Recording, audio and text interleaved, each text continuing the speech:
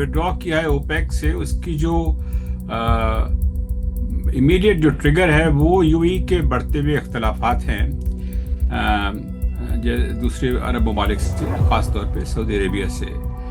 तो और फिर एक ये भी कहा जा रहा है कि यूएई जो है अपना जो ऑयल आउटपुट जो है वो बढ़ाएगा, ताकि जो ईरान को जो फ़ायदा हो रहा है हाई ऑयल प्राइसेस से वो इतना फ़ायदा ना हो।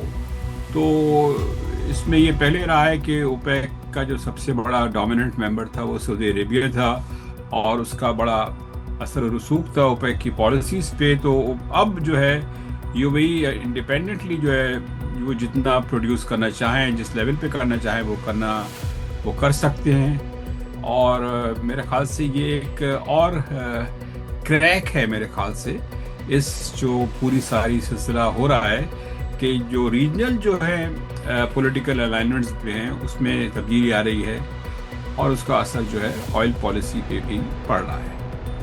मेरे फ़िलहाल तो ये लगता है कि यूएई का ये अपना इंडिविजुअल जो फैसला है ये is not part of a trend.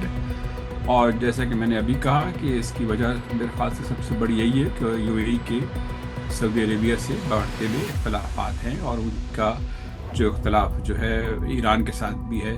तो वो अब अपनी जो ऑयल पॉलिसी है वो इन तमाम फैक्टर्स से इंडिपेंडेंटली बनाना चाहते हैं, लेकिन मैं नहीं समझता कि दूसरे जो है ममालिक जो है वो इसमें कोई अभी शामिल होंगे।